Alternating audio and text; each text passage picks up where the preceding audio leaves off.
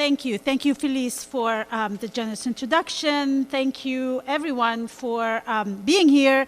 And thank you, Dean, for this beautiful exhibition.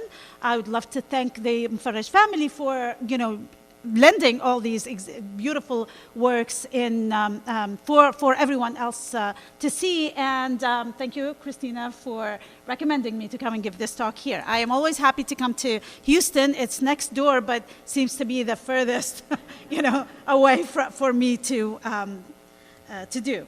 So I would like today to actually sort of talk to you about sort of the origins of where, all this work that you're seeing here comes from. Beirut is one of the origins of actually these places. Beirut in the 1960s was really the place to be.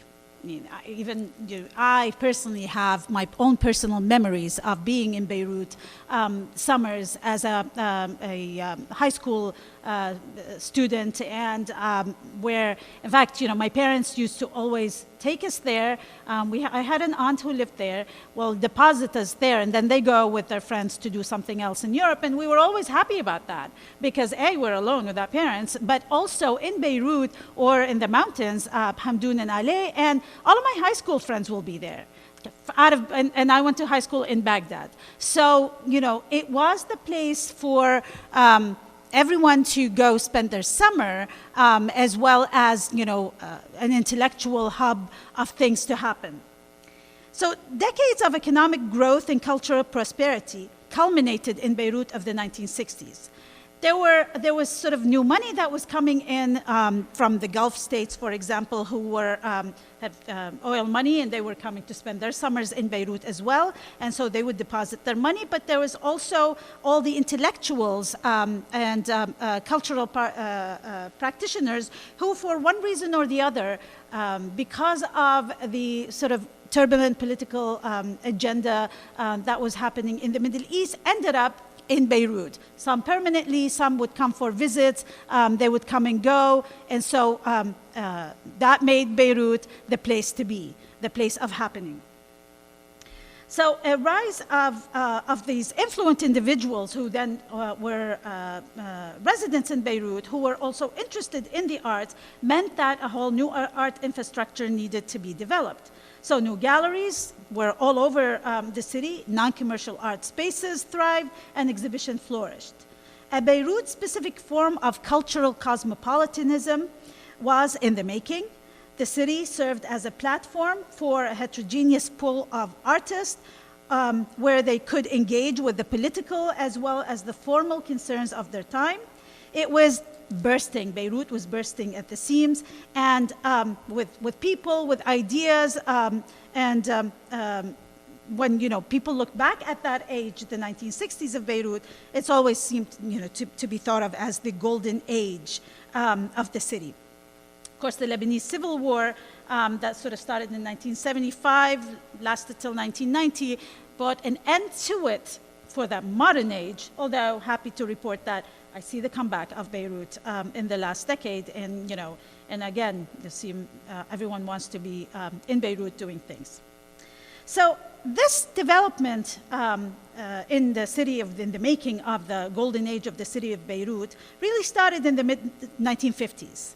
Beirut became the meeting ground for intellectuals from across the region. West Beirut, Hamra, specifically neighborhood, was the place of intellectual and artistic action. It was a meeting place for artists and intellectuals of all persuasions, all walks of life, nationalists, internationalists, experimentalists, traditionalists. There were cafes that catered for every group, and there were, passionate and heated discussions, but there was also always this sort of, intellectual legacy that was in the, being developed. It was a very eclectic community, and because of this sort of openness of the city, it became a place for various people who were marginalized in their countries, who, as a matter of fact, even moving to Beirut, were living in the margins that were rather wide and very encompassing. A good example, and you're seeing here actually Beirut, Hamra Street, 1971, that's in the Hamra neighborhood. You're seeing the effects of the civil war. This, the egg sort of shaped building, which is something that they're trying to preserve even today and not have it demolished. And a lot of art exhibitions have taken place there.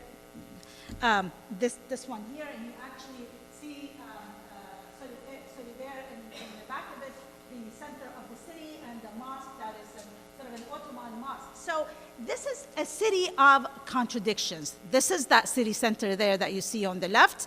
Best celebrations for Christmas and New Year's if you were in the city at that time. Designer shops, galleries, major hotels on the edge of it. And then you also see these buildings. It is definitely today, and as has been, and as Adonis, a Syrian Lebanese poet, had said, it was a laboratory of numerous and conflicting tendencies. It is still very much a city of conflict that seem to somehow exist together. A good example of the zeitgeist of that age was a magazine called Sher, Poetry, which was a quarterly magazine dedicated to poetry and poetry criticism that was founded in 1957 by Yusuf al-Khal, who was a Greek Orthodox Lebanese with shrewd editorial instincts, who lived in America from 1948 to 1955. Sher published 44 issues over 11 years, including manifestos, poems, and letters from abroad. The magazine had correspondence in Cairo, Baghdad, Berlin, Paris, London, and New York, and it published a range of verse in translation. In addition to the magazine, Al-Khal established a publishing house, Dar Majallat Sher, which printed criticism, original poetry, anthologies of foreign verse, and so on. He and his wife, Helen Al-Khal, who was an artist, founded a gallery for contemporary art. It was called Gallery One, where the modernists of the literary age, as well as the artist, would convene a literary salon and would engage and with each other's work and with criticism as well. Helen Al-Khal, who was born in 23 in the United States to Lebanese parents and passed away in 2009, studied painting in Lebanon, but she was also an art critic, and she wrote for newspapers like the Daily Star and Monday Morning. And she also taught at the American University in Beirut from 67 to 76. She's one of those women artists, women Lebanese artists, who approached art from the female condition. And her work is largely sort of autobiographical in nature. But Sher, the magazine, was a typical product of its time and place. Beirut modernist movement that sort of, one think of as 1955 to 1975, was very much aligned with the rise of Beirut, the Lebanese capital, as a center of Arabic intellectual life, replacing Cairo, who was the center of that before. Lebanon had more liberal sort of censorship laws that attracted many of the intellectuals from around the Arab world, but also much of its publishing houses was in private hands as opposed to state, which meant they had sort of, a little bit wider range of what they can print.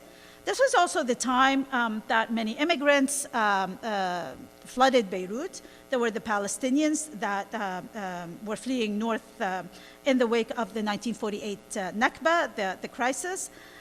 Subsequent waves from Egyptians or Syrians who are either sort of, fed up with the sort of monolithic regimes of Gamal Abdel Nasser in Egypt and the Ba'ath rule in Syria.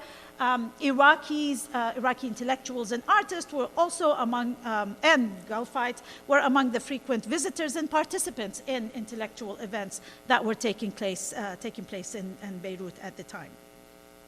So even state press that was sort of, not as liberal as the private was also known for pointing fingers and, establishing debates that were very, unheard of in other places in the Arab world. So as part of this sort of modern age, there was this popular saying that said, books are written in Cairo, published in Beirut, and read in Baghdad. This saying, actually, more so than the reality of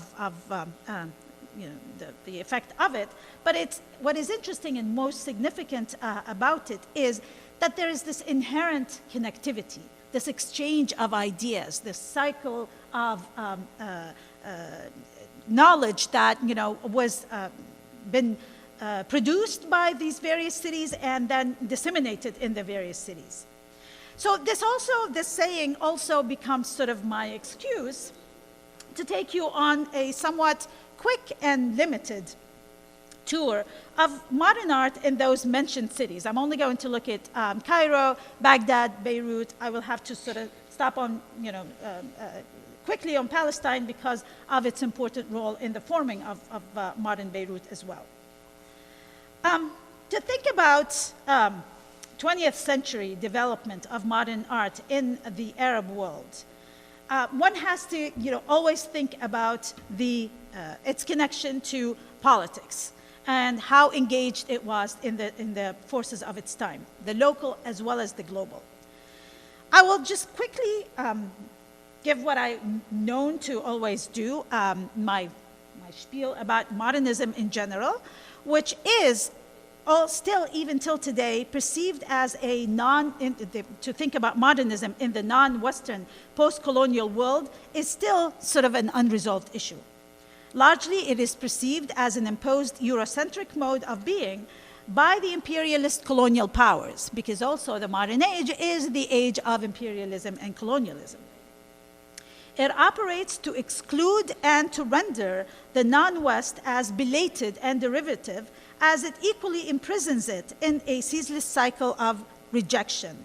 It is rejected as being an equal form of modernity. But I would propose that we look at modern art in the Arab world within a non-linear and a non-chronological broad narrative that is dialectical and discursive, as well as inclusive of global influences, continuity, and rupture. Going to look at Cairo, Baghdad, and then Beirut, and the cycle of, or let's say that these cities being the center of modernism chronologically is different, not concurrent. There is this sort of rise or intensifying of movements in one city versus the other throughout the 20th century. The articulation of a conscience of an Arab polity to think about the Arab world, and it is a very much contested term when we say Arab, as opposed to even looking at Nicholas Mfarraj, who was a Lebanese artist. But again, in this sort of spirit of this connectivity, the articulation of a consciousness of an Arab polity may be understood to have emerged from the shifting power vectors of the late Ottoman Empire, the 19th and early 20th centuries, when Arab intellectuals specifically began to perceive the need of a collective identity that differentiated them as Arabic speaking. And of course, the definition of Arab comes from the modern definition of the modern state definitions of, they speak Arabic, so they are Arab nations. And Arab is not, I would caution, not a race, but rather a very open-ended ethnicity that allows, for variation within it. So the end of the Ottoman Empire, there is this need for a new collective identity that expresses their differentiation that they are Arabic speakers as opposed to the Ottomans who were Turkish speakers, who also early in the 20th century sort of had this, the young Ottoman movement, which sort of talked about the Turkish aspect, the identity, this kind of, it's the age of nation states, and the need for a Turkish identity that was different than the Ottoman. So then, of course, then the World War happens and the Ottoman lose because they entered on the wrong side, and more so, the need for a collective identity to express or to strengthen that block becomes even more pronounced. But a very important development around 1860, and that continued through the First World War, was the Arab intellectuals in Egypt and in Greater Syria undertook a comprehensive project that is an ontological retrieval and revival of all aspects of life that is known as al-Nahda, the Arab Renaissance, al-Nahda al-Arabiya. So the Nahda project were, modernization and reformative projects. Some of them some of the reformative projects had started under the Ottoman rule, but the Nahda had in it also this intensified desire for nationalism. So the onset of Arab nationalism can be also exemplified in aspirations and activities of what was then the Arab provinces of the Ottoman Empire in Western Asia. They needed this separation, and in time, Egypt, despite of its different initial trajectory, would become the eventual leader of the notion of pan-Arabism, which traces its roots to that time of the rise of Arab nationalism.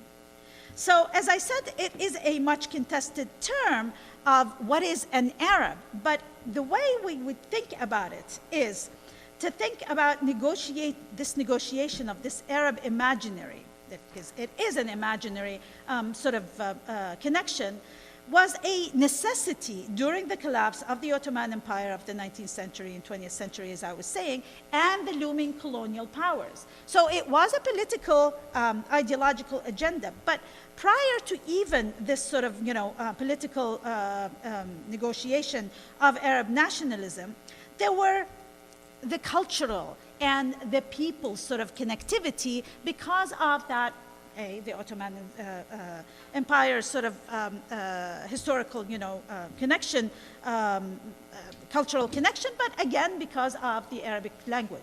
And I should, say here that, of course, not all of the Arab world speaks Arabic only. There are various other languages. This is the definition of where the official language is Arabic in these places of the Arab world. So let me start with that tour and start taking you through some of the development of modern art in the Arab world. So the Arab Nahda actually is very much connected to Nahda al-Arabiya, the Arab Renaissance, very much connected to Beirut before we even moved to Egypt. There is, in fact, an entry in the monumental Arabic Encyclopedia project that was launched by Nahda intellectual Boutros al-Bustani in Beirut in 1876 that marks out an important threshold for art writing as a modern practice. It had its title, it was trilingual.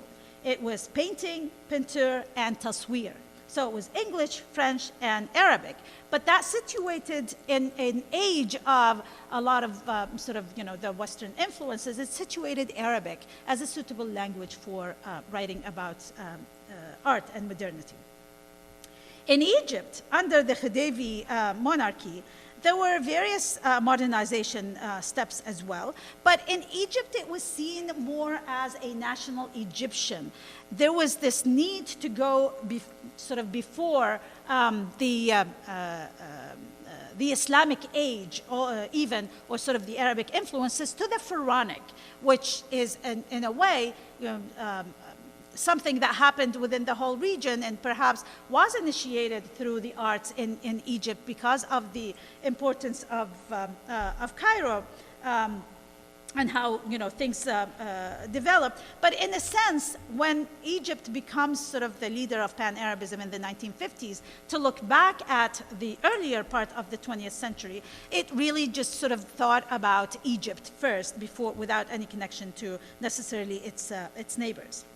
But Egypt was the first, Cairo was the first city in the Arab world to establish a school for the fine arts. In 1908, the first School of Fine Arts was opened. It was mostly French educators, French artists who were teaching. But what's important is that it graduated the generation of the first generation of modern artists in Egypt, but also became the place to go for Arab artists from the rest of the region to go study.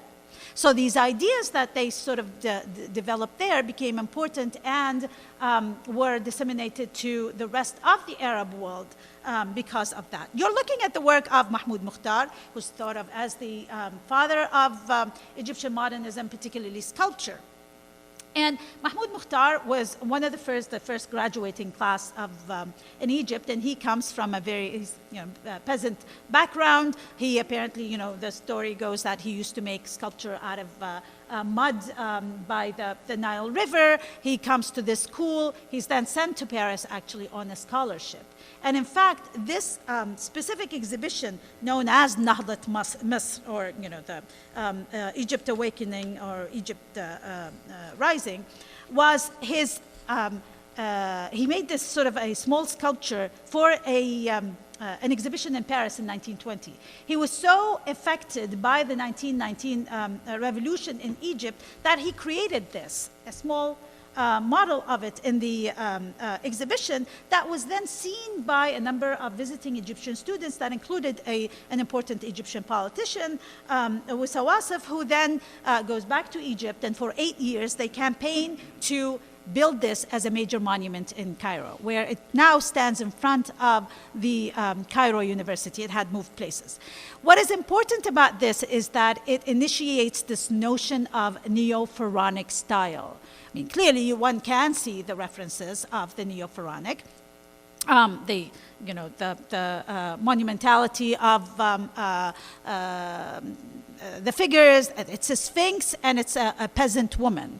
In a way, it was seen by Saad Zaghloul, who was the famous Egyptian politician, as expressing the Egyptian identity of that time. It is the Pharaonic age rising, but aiding the peasant of Egypt, who are the majority of Egypt, to reform and modernize the country. And it's a peasant woman who is sort of opening the veil. So all of this sort of had all that symbolic iconography that became very important, and it's made in granite, and the granite comes from Luxor in Egypt. So, and this actually is the first public monument, Egyptian public monument by an Egyptian artist in Egypt. And I'm going to show you actually a number of artists who were based in Alexandria, where Nicholas was born, and the theory is that he eventually may have, stumbled through their work. This is a work of Mahmoud Nagy, who is, or Nagy as the Egyptians would say, The Cycle of Life. This was actually commissioned in 1920 for a hospital in Alexandria. It shows sort of a cycle that has a lot of biblical references of, life and death, basically, and sickness, and with all the religious references that it comes with it. And I've prepared this very elaborate presentation that I am now realizing that I need to go through much faster than I anticipated. So. Mahmoud Said, for example, who's also another Alexandria-based artist who, in fact, was a lawyer and a judge throughout the life of his father. And the minute his father passed away, he resigned or retired and became an artist because he's always wanted to be an artist. So those are artists who took classes while, this is an aristocrat as opposed to Mahmoud Mukhtar, who was a peasant. Mahmoud Mukhtar was on a government scholarship. This guy, Mahmoud Said, was actually studying law in France, but on the side took some art classes, and he was very fascinated with painting sort of the peasantry of his age. And in fact, this work that you're seeing on your left is a work that was sold as Sotheby's in 2010 for, I think, $200 million, which broke various records of Arab art. But So this sort of neo-pharaonic take, which in painting was manifest in looking back at rural Egypt, was a phase that was then sort of short-lived, and other artists that came after, and many of those artists of that first generation, established journals. They were very engaged with various artists. Someone like Ramses Yunan, for example, who was part of the Art and Liberty group, who was a group of artists who connected with the Surrealists in Europe in their anti-fascist sort of call of liberating art and rejection of fascism, and this notion of engaging with the global, with the international, was criticized by many in Egypt because it was a time of growing sentiments of pan-Arabism, and so then a new group, the contemporary art group, was developed, and artists like Hamid Nada that you see here on your right exemplifies this sort of return to what was known as popular mythology that kind of connected more with the people, with poverty, with oppression, as opposed to sort of more international concerns. But they kind of, this was the time of Gamal Abdel Nasser, the Free Officers' Revolution of 1952, and so sort of you really coincided with it at the right time of promoting Pan-Arabism and the connection and the revolutions. And the 1950s was the age of revolutions in the Arab world. Many other revolutions took place, and you're looking at work of Abdul Hadi Gazzar, for example, on the left with the Mithaq, which has been having various interpretations, because this is also the time that dissent against Gamal Abdel Nasser, symbolically starts showing in the work. And in the work of Tahiyya Halim, one of the women artists in Egypt, who did this sort of installation work in the 1960s, which sort of criticizes the creation of the Aswan Dam and its sort of ecological problematics. I am, of course, only giving you a quick view and very limited number of artists in my way inching to get to Beirut. And so now we're moving on to Iraq and the development of modernism in Iraq, which sort of, takes place mostly in the 1950s, and the Iraqi artists become very sort of engaged with the Beirut art scene in time. You're looking again at sort of the development of modernism in early artists who actually were Ottoman officers. As being part of the Ottoman army, they took painting classes to paint, battlegrounds and topography and so on. When the Ottoman Empire was dismantled, they come back to Baghdad. They become the art teachers. There is no art school yet in Baghdad at the time, and many of the Iraqi artists were being sent on scholarships to Europe. Very few were also going to the school in Cairo. But so these free ateliers, for example, Hafez Drubi here on the right, is the first one to establish and open a free atelier for artists to go just work there. But we see something similar to the neo-Pharaonic style happening here. There's also references to historic, or the sort of uncontaminated pre-mandate era of Iraq. But in a way, it's also taking stock of this new country, Iraq, that this new republic that they are now kind of discovering. So very the landscape, very romantic sort of landscapes of Baghdad, where you're not really seeing suburbs of Baghdad. You're not really seeing people or old neighborhood. The sort of the nostalgia to old neighborhood. An important development that happens in the development of modern art in Baghdad is and this is an important thing that, throughout the region, is art movements, art groups. So the Baghdad Group for Modern Art that was formed in 1951, for example, by two main artists, who sort of the way they come to doing this, artists were, like in Egypt, very connected to the Museum of Antiquity. They were looking at their heritage, pre-Islamic heritage as well as Islamic. But one of the Iraqi artists was in Paris when one of the journals published a new discovery, which are these two images of Maqamat al-Hariri, 13th century assembly that of al-Hariri, which was illustrated by an artist, Yahya al-Wasiti. It was a discovery for the world. This is, the first manuscript that they can have as a whole manuscript.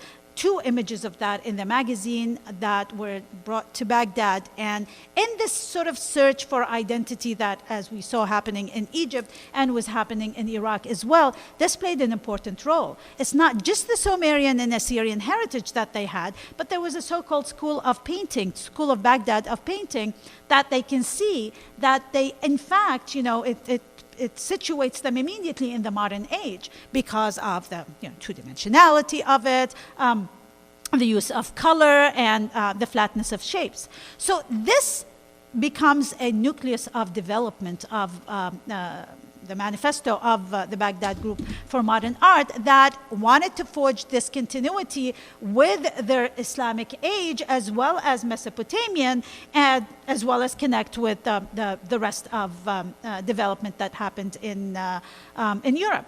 The two main members, or the co-founders of the Baghdad Group for Modern Art, Shakir Hassan al-Said, whose work you're seeing here, who studied in Paris, who in Paris, while he's studying, had a sort of an emotional, let's say, depression situation that led him to Sufism and led him to, new influences in his art that kind of moved him from the three-dimensional sort of naturalistic work into the two-dimensional works that engages again with Iraq, with its history of Iraq, with its folklore and mythology. And then Jawad Salim, the other co-founder, who also actually studied in Italy, in Paris, and in London, and was sort of the passionate dandy of the group, who kind of developed this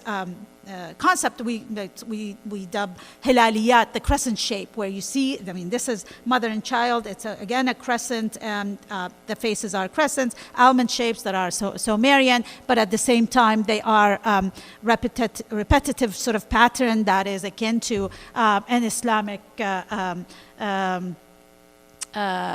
pattern that we see a lot around us. This is sort of where his final sort of work. He passed away while this was being built. Again, this, like the Nahdat Misr, this is Nasb al-Hurriya, the monument of freedom in Baghdad Square, which was a major accomplishment because, again, it was the first public monument by an Iraqi artist to be in Iraq. So some of the work, because 1958 was the revolution that took place in Iraq, and of course, new ideas were taking place, engaging with local, but also the massacre in Algiers. So the sort of the human struggling, and of course, artist persuasions, political persuasions, played a role in some of that. A very important artist who actually was a important part of the 1960s Beirut development is Dial Azawi, who studied archaeology as well as art and exhibited a lot in Beirut. And until today, he's based in London. Until today, much of his work is continuous exhibitions that you see in Beirut. Another sort of movement that was happening in the Arab world at the same time was what we call Hurufiyya, which is the use of Arabic text, which you also can see in the work of Nicholas Mfarraj, but in a very distinct way from Islamic calligraphy. And those are some of the early works, the early artists who started the works. The works are not very early, but during the 1970s and 80s, almost every artist in the Arab world experimented with Hurufiyya one way or the other.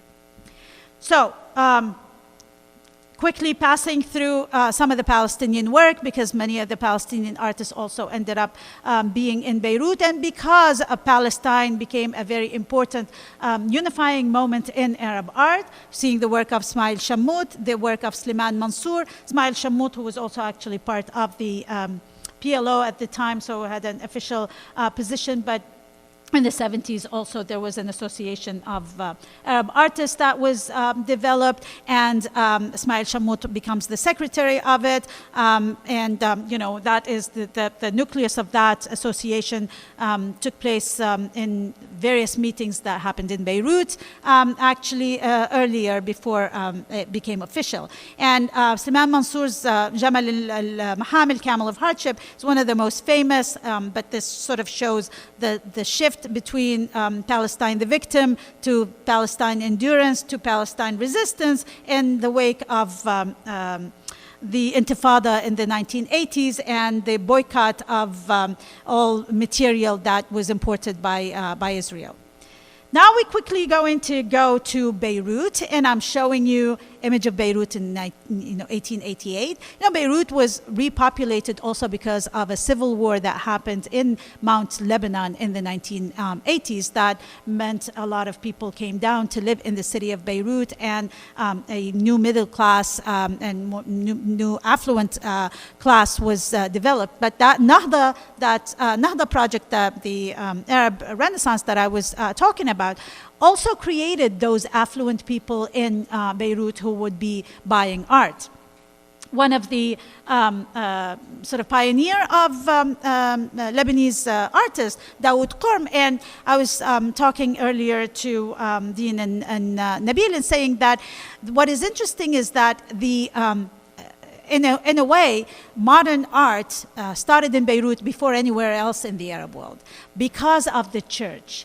From the 16th century, you know, the church was very active in having artists who were mostly clerks, but they were doing, you know, oil painting in the church. And so because of biblical history, so they were producing art. And Daoud Qorm, for example, who's from a village in Mount Lebanon, was discovered by one of the church clerks who saw a three-dimensional drawing of a bird on a rock that they thought it was real. They come to touch it, so they find out that this kid is doing it, and they actually hire him to teach painting in the church while he's taking Italian classes. Served him very well, because as you see here, he goes to Rome. He actually paints a portrait of the Pope Pius, and this becomes actually his calling card. So he uses this image as his card. He comes back to Beirut. He actually opens the Maison d'Art, which is an art supply place, but also a place of gathering, a place of exchange of ideas, and this sort of, you know, cosmopolitan age of Beirut starts. Again, some of that same generation, Khalil Salibi, Mustafa Farroukh, who are important figures in the development of an art consciousness, who became teachers of many of the later generation of artists. But I mean, look at, this is a view of Beirut in 1929 versus, you know, the images of Beirut that we're seeing later. Paul Garagosian, for example, who is a Armenian artist born in Jerusalem, who was displaced so many times, but then ends up in Beirut, also becomes a teacher, and becomes an important member of the Beirut art scene, who introduces sort of this abstraction in a very pronounced way that becomes hallmark of his style. These are some of those artists actually were exhibited here in the United States in the 1960s and 70s as part of the part of the State Department initiatives. Shafiq Aboud, who And those artists that I have been showing you, many of whom sort of took classes. They were self-taught in various ways. They did take classes in the European cities where they ended up, whether in Paris or in Rome. Many of them went to Rome, but also in Paris. In fact, Shafiq Aboud moved to Paris and he passed away in Paris. And he is considered a French artist as well. Salwa Rodashk-Er, who had a major retrospective exhibition at Tate Modern a few years ago, is one of those Lebanese women artists who introduced new ideas, different ideas, but what is interesting is that she also discovered sort of the she goes to Spain, she goes to Andalusia, in other words, and she looks at the Islamic heritage, which very much impresses her, and she starts sort of, including European thought, but as well as Islamic thought in the way that she composed work. This sculpture, for example, which, is sort of a combination of poetry and mathematics in her very complex work, is seen in this structure with 1,000 small pieces in the work. This is a self-portrait of her. Again, another sort of work of abstraction by her.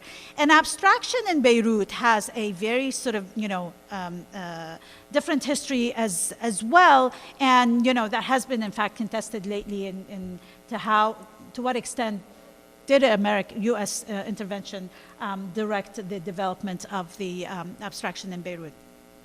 An image of Ital Adnan, who is one of the artists who, in fact, interviewed Nicholas when he had an exhibition in Beirut. She's a poet, a literary person who is currently lives in Paris, but she studied in Paris, but as well as in Berkeley and lived in Berkeley for a while and Harvard. She's a literary figure who used to do a lot of sort of abstract paintings to accompany her poetry, but is now kind of actually painting more than she ever did before in her life. Huguette Caland, who actually still lives in California, who is someone who worked with textiles as well. And in fact, you're looking at one of the kaftans that she developed with Pierre Cardin. She is someone who